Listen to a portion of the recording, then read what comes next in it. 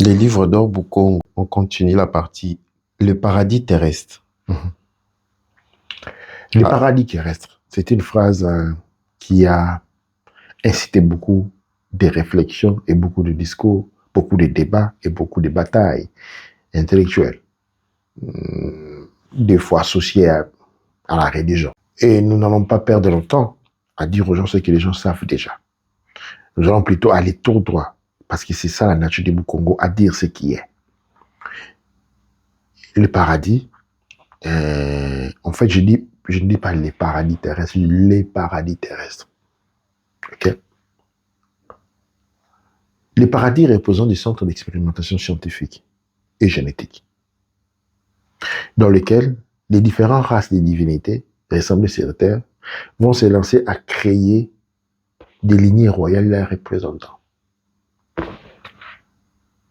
La Terre est une planète complexe et se trouve au carrefour du monde, visible et invisible.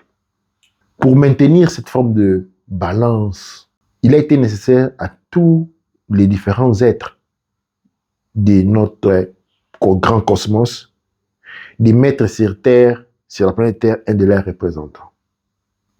Tous les animaux que vous voyez aujourd'hui, ou même les plantes, les insectes, sont des représentants placés selon un accord des êtres beaucoup plus intelligents, beaucoup plus grands. Et quand vous rentrez un peu dans l'étude extraterrestre, vous trouvez ces phénomènes. On vous parlerait de Miminou, c'est-à-dire les grilles, on vous parlera des êtres à tête des montres religieuses, et ainsi de suite. Tous les animaux sont des êtres. Chaque insecte que vous voyez devant vous, chaque animal que vous voyez devant vous, est un représentant sur Terre des êtres qui viennent des fois de très loin, qui l'ont mis là, pour créer une balance sur Terre. C'est ça la grande diversité. La diversité, c'est la diversité des grands êtres. La diversité des grands êtres qui sont représentants aussi. L'homme n'est pas un représentant, mais il est un peu le maître dans cette situation. okay.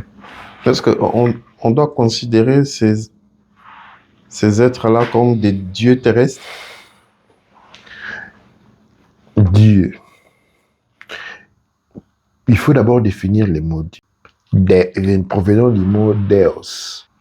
Deus peut signifier être supérieur en tant qu'être doté des capacités ou des capacités qu'un être humain ne possède, ou en appartenant à une catégorie d'êtres complètement différents. Pouvons-nous appeler toutes ces catégories de dieux? Je ne pense pas. C'est pas comme ça qu'ils s'appellent. Il n'est qu'à nous qui s'autoprogramme Dieu, à l'instar du Fils de la perdition. Et cela trace les fondements exactement des séparatis. Eh bien, la plupart des races représentées sur Terre, les races divines représentées sur Terre, ont adopté une famille des hommes. OK?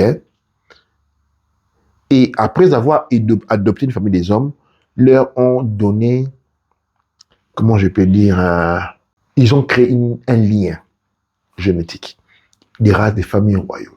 Les royaux sont un intermédiaire entre les dieux et les hommes. Les royaux sont des êtres magiques.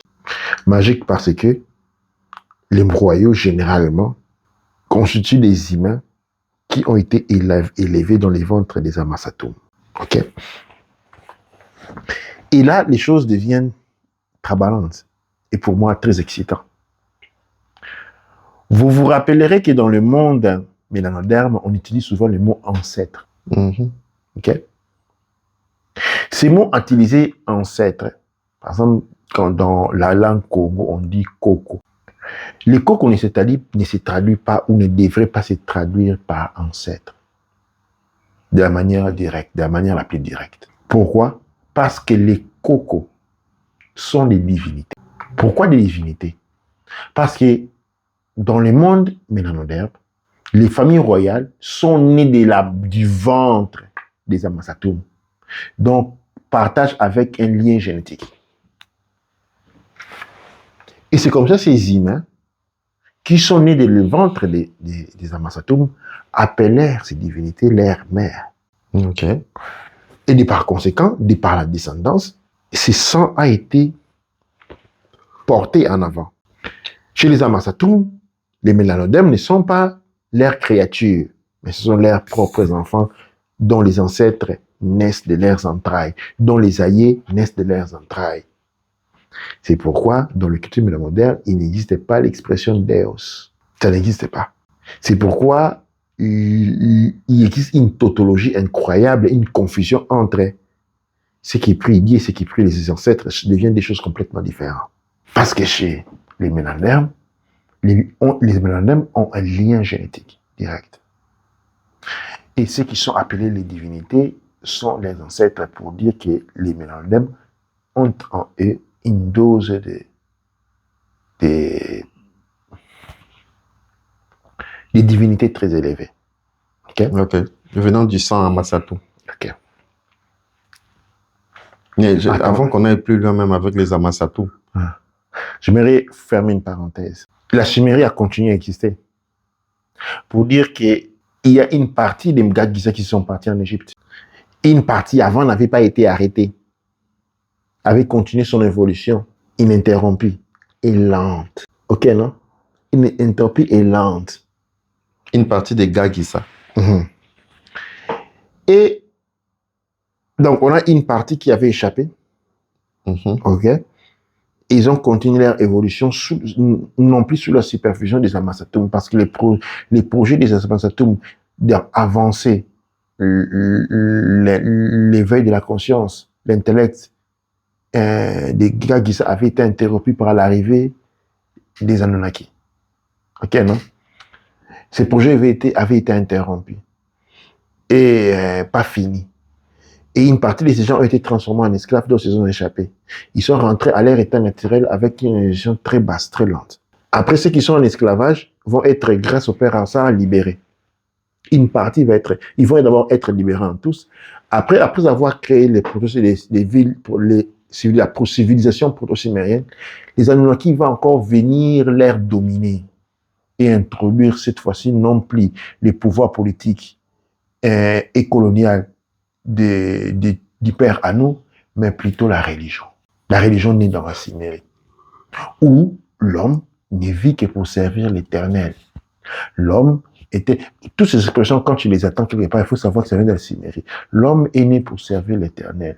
L'homme est l'esclave de l'Éternel. Tous ces mots-là sortent de la religion Anunnaki imposée dans la Sumérie. Les grands temples sont construits. C'est là où on doit aller déposer les offrandes par les Anunnaki. Parce que les Anunnaki sont une race guerrière. Ils ne savent pas faire l'agriculture. Ils ne savent pas faire l'élevage. Tout ce qu'ils savent, c'est combattre. OK? Et donc, il faut des gens pour les nourrir. Il faut les gens pour nettoyer leur maison. Alors, les êtres humains ils sont devenus les lots, c'est-à-dire la charge. Ils ont pris la charge de l'Anunnaki, c'est eux.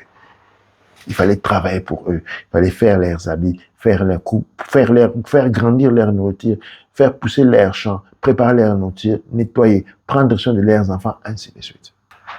Le Père Ansar va interrompre ces mécanismes-là. Et l'histoire de l'Égypte, avec un intervalle, avec celle de l'Amenhotep, c'est-à-dire la Menta ou l'Atlantis comme on le connaît aujourd'hui, qui est une civilisation qui est intermédiaire entre la Sumérie et l'Égypte. Si Aoussar va interrompre, ça veut dire qu'Aoussar aussi était un Anunnaki, un guerrier, ainsi de suite. Non, il jouait quel rôle pour interrompre ce qui était déjà en place? Parce que si tous les Anunnaki étaient juste des guerriers, ainsi de suite, parce qu'on doit supposer qu'Aoussar était aussi l'un d'eux, étant guerrier, et lui qui change d'idée, de pensée, s'est dit que non, je vais réveiller ces êtres humains. Non. Le Père divin n'est pas un Anunnaki. Le Père divin est un Callisto, c'est-à-dire il appartient à la race des Amazatoum, dont la mère est une Amazatoum Callisto. Il est un Jina Aboul, la descendance de la splendeur, créée par la mère divine. Il faut comprendre que la descendance de La descendance des Barbelou comprend plusieurs races. Okay? Au chapeau, nous avons la mère divine, okay? Qui donne naissance à 5 enfants. Ok. Les premiers enfants sont des jumeaux Abgal, okay? Mâle et femelle. Le troisième enfant est une Amasatoum femelle. Le quatrième enfant est un Usumugal. Usumugal signifie serpent, un dragon. Amasatoum, c'est la race des serpents. Et le cinquième fils, c'est le fils de la perdition. Les créateurs de tout ce que nous connaissons dans les mondes spirituels comme les archontes, les dominations, les puissances sont la création du fils de la perdition. Cinquième fils de la mère divine. De ces quatre races de départ, c'est-à-dire les Abgal, les sages qui habitent la planète Sirius, le système de planète Sirius, nous avons les Amasatoum, qui représentent la race des serpents. Nous avons les Usumugal, la race des dragons, vont naître plusieurs sous-races. La dernière de ces races, c'est les Anuna. Les Anuna sont fabriqués génétiquement comme armes pour combattre la partie féminine représentée par les dragons féminins et la race des serpents féminins pour renverser et prendre les pouvoirs masculins. Ok, maintenant, on revient maintenant sur celui qui vient aider les humains, comment on l'appelle encore? Akongo, Aosar. Aosar. Yes. Lui, on les retrouve sur quelle branche? Il dérive de quelle continuité? Il vient de la continuité des Amasatoum. Des Amasatoum. Okay. Il représente une race à part entière pour lui-même. Il est un projet créé par Aoussa et par le père Anou. Mais les premiers des Anouna, c'est 7. 7 va être créé comme prototype qui va servir pour créer les Anouna. Les Anouna, c'est une race complètement différente. C'est des casses guerrières. En fait, quand on crée Aoussa, il fallait qu'Anou puisse convaincre le monde qu'il était en train de créer des êtres bien, des êtres dotés d'une ouverture spirituelle, intelligence élevée. Il créa Aoussa à Congo comme arme de dissuasion et de tromperie. Seulement Aoussa avait été créé avec les gènes de Mamito Namu et il va être réclamé par la tribu des Amasatoum. Donc les gènes de Mamito Namu notent la mère divine. Oui, non pas la mère divine, c'est la fille de la mère divine. La mère divine, c'est Barbelou. Et Mamito Namu va réclamer la maternité et les droits matriarcaux sur Assar. Et il va les convertir en les initiant au secret de la spiritualité féminine. C'est ainsi que Saham devient Akongo. Il devient Anki. Il devient Osiris ou Aosar. À nous, le Père divin est un Usumugal qui créa avec la participation des Saham, c'est-à-dire Enki ou Akongo, des Sehet, vont être créés les Anuna en tant que les êtres destinés exclusivement pour la guerre. Les guerres finies, des adaptations au niveau global, du niveau cosmique vont être faites. Mais ce qui est ici très important à savoir, à reconnaître, est que nous avons des divinités différentes. Dans la race ménandère, nous parlons des ancêtres parce que nous avons un lien génétique. Les ancêtres ménandères, les premiers ancêtres ménandères, en tant que Homo sapiens, sont nés directement des ventres des Amasatoum pour ce qui regarde la famille royale, dans un centre d'expérimentation appelé Paradis. Ce n'étaient pas les seuls. L'expérience biblique parle d'Adam et Ève, qui aussi se trouvent dans un centre d'expérimentation qu'on appelle Paradis, mais seulement avec une nuance différente, dans laquelle, dans les centres d'expérimentation, avant les Anunnaki ne se mélangeaient pas avec les êtres humains. Les Anunnaki sont des dieux, ils sont des dieux créateurs parce qu'ils créèrent les Anunnaki. Ils les créèrent. ils ont un lien génétique éloigné, c'est-à-dire pas direct. Donc, le paradis, c'est ces centres d'expérimentation. Différents peuples avaient les leurs. Différents peuples avaient les leurs. Les Japonais, les Chinois avaient les leurs. Les Arabes avaient les leurs. Différents centres d'expérimentation génétique et d'implémentation des races.